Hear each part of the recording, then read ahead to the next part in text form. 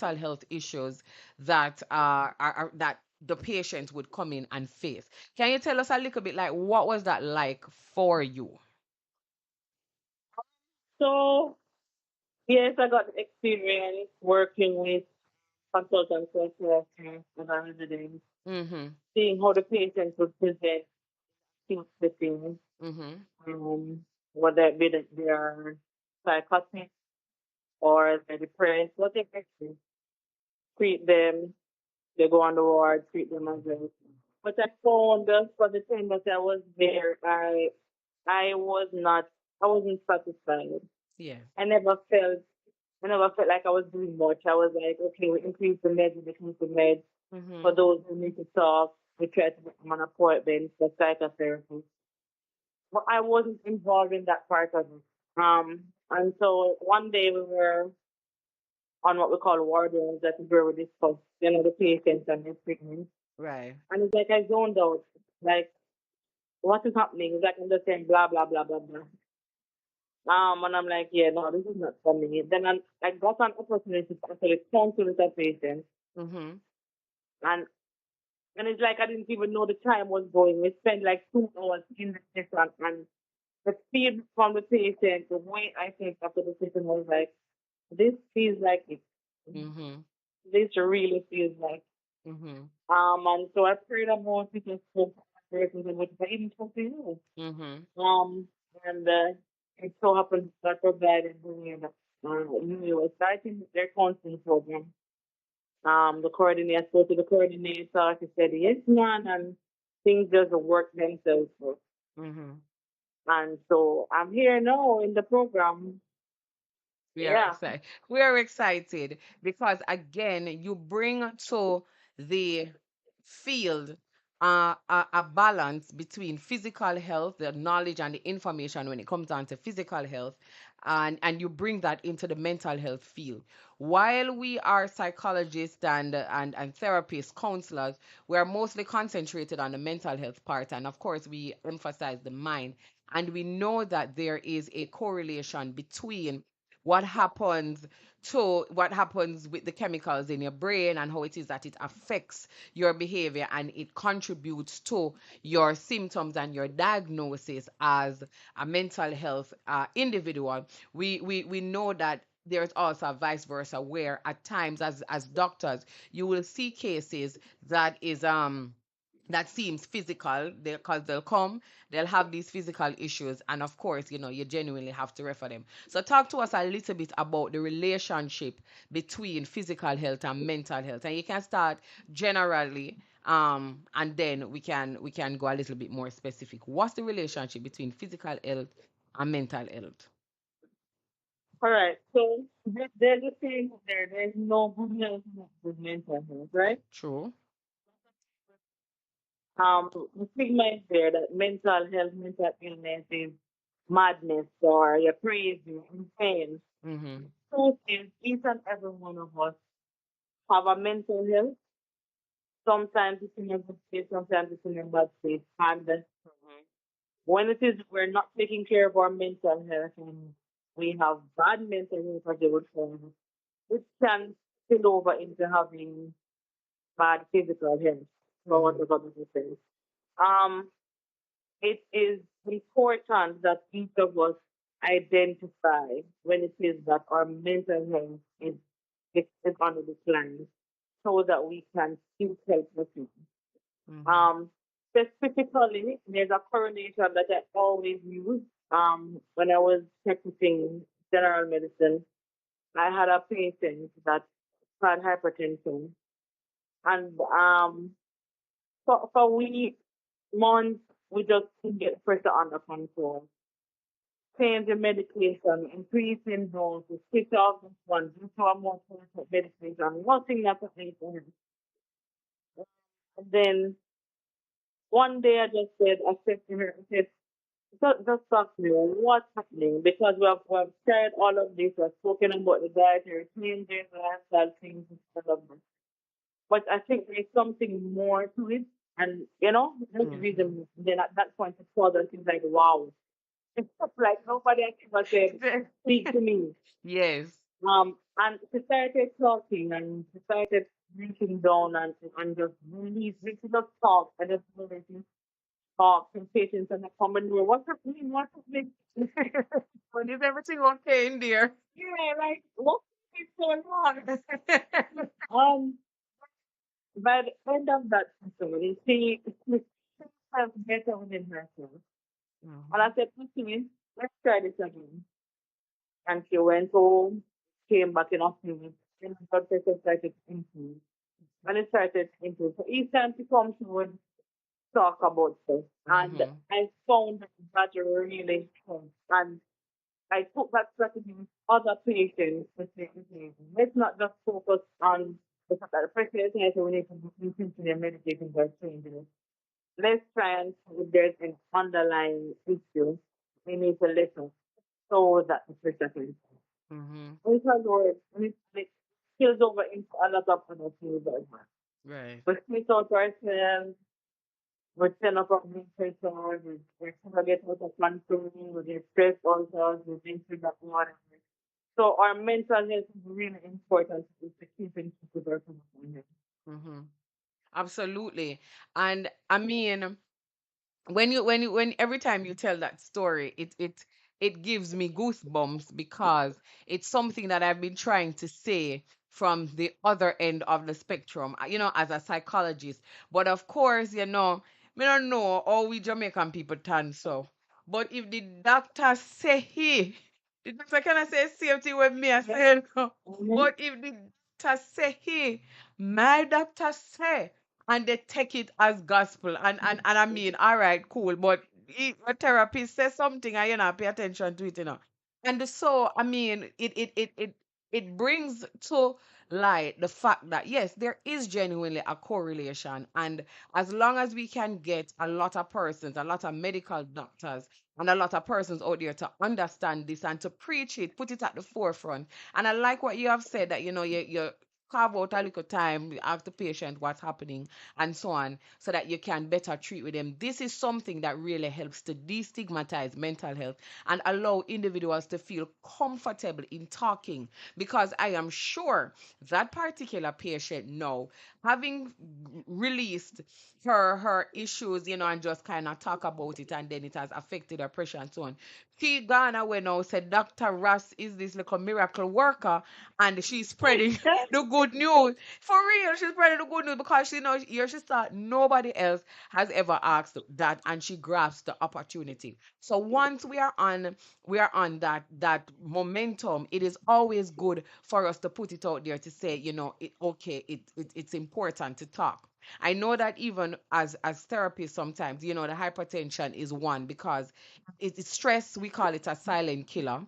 Yep. And the pressure is high, and it can lead to stroke and all of these things. And sometimes it's not just in your food and your nutrition and your lack of exercise, but it also has to do with the issues that you have been exposed to, that you are currently not dealing with. One of the things that I do see too is that there is a correlation, again, physical health, mental health, and now we're jumping into the specifics. For example, with the like eating habits, you can talk to us a little bit about that. How does the correlation stand up to your physical and mental health when it comes down to like your eating habits and like your sleeping habits? All right. So there are a lot of I would call non-communicable diseases that are affected as daily like that. So like for your hypertension, diabetes, hypertension means the salty food, the fatty food, the diabetes, in terms of the sugar, the complex carbohydrates or the Mm-hmm. simple carbohydrates, Mm-hmm. the high cholesterol, the fatty food, the fried food. Um, so the diet contributes a lot to those diseases. However, if it is that, as I said before, if it is that you're not in a good health, sometimes you don't even have to think more way eating. You understand? Mm-hmm. If it is that you are, for a patient, for example, has depression and you just, some people on the Yeah. extreme, they either eat too much when they're depressed, Mm-hmm. they don't eat a lot. You know that difference. And Mm-hmm. so somebody who is eating a lot, them just like, a lot. I think this is salty enough, or this is too much sugar, or understand? Yeah. And so that can and this is where the might take Mm-hmm. over there, or if you never have a pressure, pressure might be up in there. But somebody who's not eating, who's in it, you're not getting enough the nutrients that you need, not having a balance diet for the day, can weaken your immune system and can cause other illnesses, um, physical illnesses to come on. So it is both things, not Mm-hmm. getting enough nutrients because you're not eating enough, and then overeating, filling up yourself with a whole lot of Mm-hmm. junk, as we would call it, Mm-hmm. and then developing some non-communicable disease. Disease. Absolutely. Before you jump to the sleep, I just want to add that even for us as psychologists, we tend to ask questions like if we're doing an intake, we tend to ask questions pertaining to different areas, but I'm zooming in on the eating habits. So we'll ask like how many meals you eat per day, and a lot of times, they'll raise their eyebrow like, huh? I would say, all right, how many meals you eat per day? Do you notice like any changes in your weight? That kind of a thing. And I know it sometimes puzzles them because it seems like a medical question, right? And do Yes, you suffer from any medical issues and so on? But those two questions particularly give us as psychologists an insight as to what's happening with you, because if you tell me that you've noticed changes in your weight and I say how much pound you how do you notice it, and you say I noticed that I gain weight, and I will say, all right, how many pounds you think? So I gain about 30 pounds, in a what space of time, and you say, well, in a couple weeks or so, or in a couple months, then we say, all right, what's happening, what would have caused that change in your eating habit to that particular point? Or if they come and say, boy, I'm drinking a lot of sugary drinks and so on, and these things, we pay attention to the medical aspect of it to kind of give us an insight as to exactly what's happening. All right.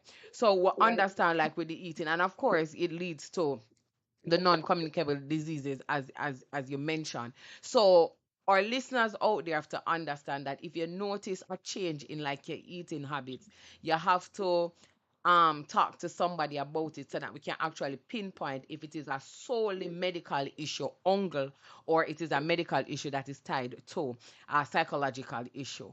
Talk to us about now like the sleep habits, which is another common concern, and it ties both physical and mental health together. All right. So for the sleeping, do you know if I recommend me or if I want to sleep for a day? That's how we do it. We will get sleep. I'm just get talking on.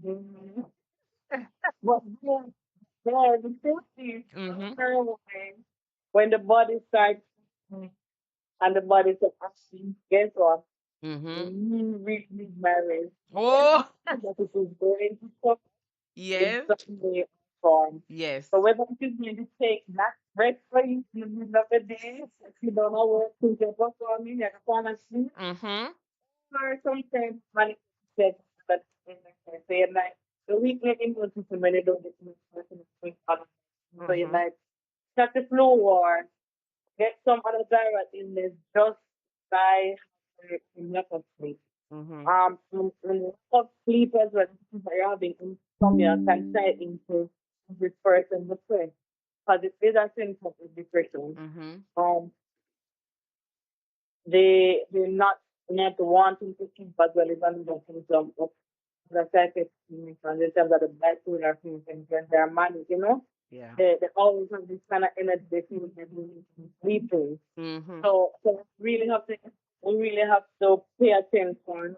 And sometimes you might have a friend who might say that to us and we're like, oh, go with me some details. But we really need to, look at it some more. If it's just that they're not sleeping, Yeah. symptoms, what we can maybe represent in health. Mm-hmm. Sometimes as well, in terms of sleeping, sometimes oversleeping, so sleeping a lot can Mm-hmm. indicate a mental condition. Mm-hmm. And so we have to look out for this as well. Because just tired, I mean, just a sleep, but If you find yourself every day, so just at least sleep, bottle of Let's away. yeah, boy. Yeah. You and I can relate to the fact that it's free, Yes. but, but Take if your you time. can do that every day, and now that's Yeah. not going to go through, but, just, Mm-hmm. it's something. Take care of it. To see what is Really like, happening. like really trying to do. It's so that our sleeping habits, our eating habits, tend to have that in terms of our mental health and then spin over into our physical health. Mm-hmm. And that is really true. So we have highlighted, or we are, highlighting and talking about the physical as well as the mental health. And we want you to understand its importance. And we highlighted specific things that are very common, very easy to the eye, that we can spot within ourselves, take note of it within ourselves, as well as pay attention to those who are around us, right? So we've highlighted like the sleeping and the eating habits, which is really common and mainstream, paramount across both sectors, medical as well as psychological, right? So you can use it as a marker.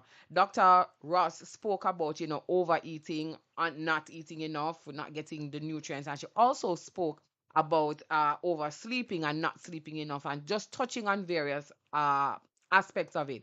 This is important because, again, I'm saying pay attention, because it's either a medical issue, angle, or a psychological issue that is coupled with a medical issue, and we really have to pay attention to that. I also wanted to add in a little bit to say, uh, even you're not sleeping, and this is more psychological, that would lead to medical now, where, say, for example, you're not sleeping enough. And when you check your schedule, it's not necessarily a medical issue that's causing you not to sleep, right? So it's more a situation. So like you realize, say, you're not sleeping because you have been doing projects, or you've been recently promoted in your job, and you're going like the Energizer Bunny. We'll have to watch that as well, because sometimes we mistake busyness for productiveness, and we're thinking, all right, we're not getting enough sleep, we are being effective. We're Yep, honestly not being effective, and not at that all. can spill over into our everyday social and occupational functioning, which is your work Mm, as well. You mm, start for be cranky, you start for just legitimately be agitated, and so on. And you can change the chemical components of your brain by, just how it is that you are not taking care of or treating with your body. So it's a full circle that definitely. we genuinely have to pay attention to, as it pertains to, and we're on the back end of the program. We're coming down a little bit as it pertains to the physical health coupled with the mental health. Doc, what are some of the things that you can recommend for persons out there, generally speaking, just going about their life? Cause remember, they don't really pay too much attention to me. So has it doctor now, right? What are some of the things that you can say to those persons out there as it pertains to taking care of themselves? All right. So it involves several things, and it's not any one thing that everybody should do. Um, I would say, first of all, ensure that you're taking care of it. A lot of times we're out there, we're trying to take care of everybody else, and when they get first. So, find what it is that you love to do outside of work, what it is that you're comfortable doing, your fun activities. Um, if sleep is your thing, sleep. If Mm-hmm. going to the beach is your thing, go to the beach. If reading a book is your thing, make the time to do those things. Um, Look at your diet. What it is that you're eating daily. Is it if you're having balanced meal? Not saying that you can't have a little junk here and there, but look at your diet. Take the steps. Try to eat as best as you can within your budget. That's fine. Um, if it is can exercise, I like, don't follow me. You can exercise, do your exercise, take a minute, 20, 30 minutes per day. But Those are some of the little things that you can do to boost your physical and mental health. Mm-hmm. Some persons like to dance, some persons like to sing. Whatever it is that makes you calm, comfortable, take the time. Be deliberate about it. Take Mm-hmm. the time. Do it. Mm-hmm. Get a regular visit. Talk to a counselor. Check in with a counselor. If something happens and it's on your mind and you really don't know how to go about it, not, there's no shame in going to a counselor. Me love the counseling. Mm-hmm. Me too. I do counseling. Same thing, and there's no shame in counseling. Chance here. Go get Mm-hmm. the help. Do your regular checkup with your doctor. Know your numbers as they would say on the advertisement, whether it be your blood pressure, your sugar, Mm-hmm. your cholesterol level. Do those little checks. For the women, do your mammogram, your pap smear. For the men, do your prostate test. Just take care of you. Mm-hmm. Yeah. Absolutely.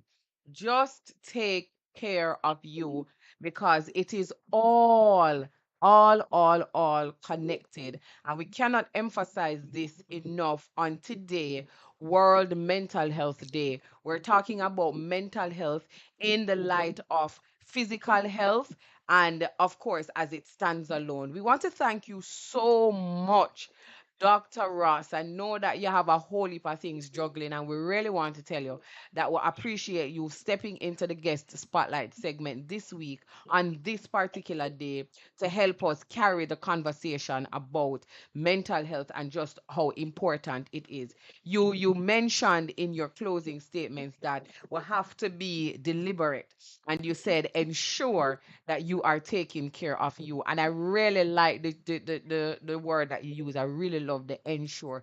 Like it's a little subtle command for say make sure, Yep. yeah, be deliberate. I love it.